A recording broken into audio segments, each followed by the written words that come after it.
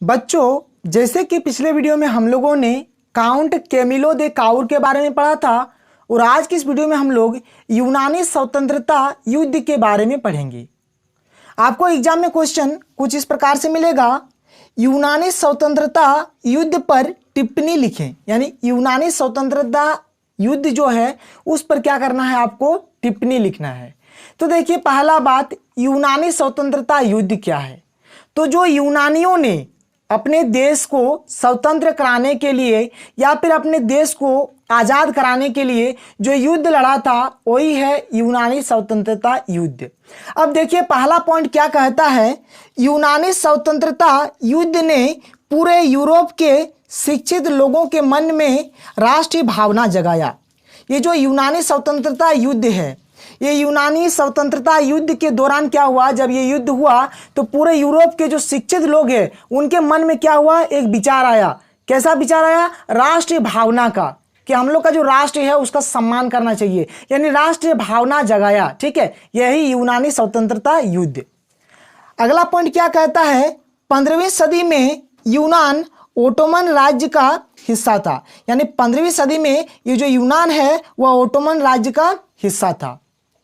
यूनानियों ने आज़ादी के लिए संघर्ष 1821 से प्रारंभ किया। यानी जो ये यूनान है, ठीक है, यानी जो यूनानी है, इन लोगों ने अपने देश को आज़ाद कराने के लिए, अपने देश को स्वतंत्र कराने के लिए जो संघर्ष है, जो लड़ाई है, वह 1821 से ही प्रारंभ कर दिया था। ठीक है, यानी 1821 से ही उन लोगों ने आज़ादी के लिए संघर्ष, यानी जो स्वतंत्रता, उन लोग जो देश को स्वतंत्र कराएंगे उसके लिए लड़ाई 1821 से ही प्रारंभ कर दिया था। आगे देखिए, इस संघर्ष में यूनानियों के अलावा पश्चिमी यूरोप के ऐसे लोग भी शामिल थे जिनको यूनानी संस्कृति के प्रति लगाव था।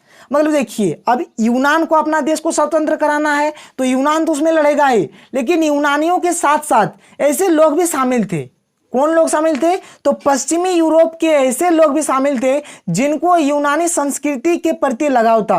मतलब जिनको जिनको यूनान का जो संस्कृति था, जिनको जिनको अच्छा लगता था, वैसे लोग भी यूनानियों का साथ दिए और उन लोगों के साथ क्या किए, लड़ाई लड़े। बात समझ रहे हैं? ठीक है, चलिए अगले पॉइंट की ओर बढ़ते हैं।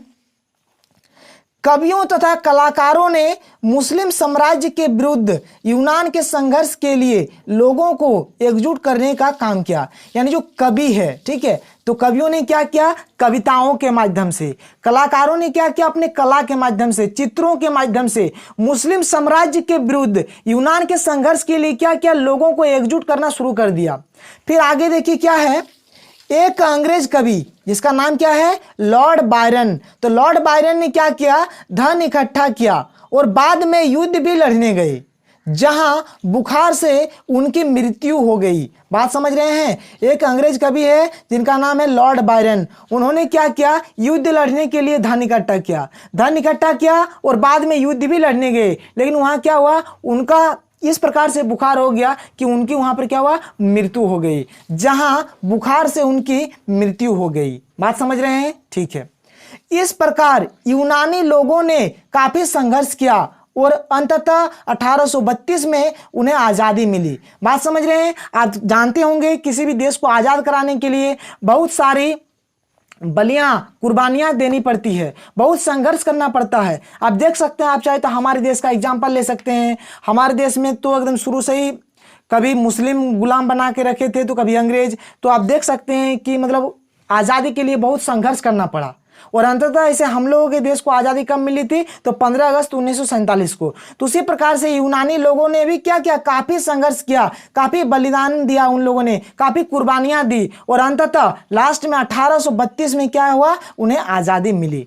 तो ये था हमारा यूनानी स्वतंत्रता युद्ध। तो आशा करता हूं कि आप यूनानी स्वतंत्रता युद्ध को एकदम अच्छे तरीके से समझ गए हैं। अब हमारा जो अगला वीडियो होगा, अब हम लोग आगे पढ़ेंगे फ्रैंकफर्ट संसद। यानी फ्रैंकफर्ट संसद पर आपको टिप्पणी लिखना है कि फ्रैंकफर्ट संसद क्या था, मतलब फ्रैंकफर्ट संसद के बारे में हम लोग आगे पढ़ेंगे।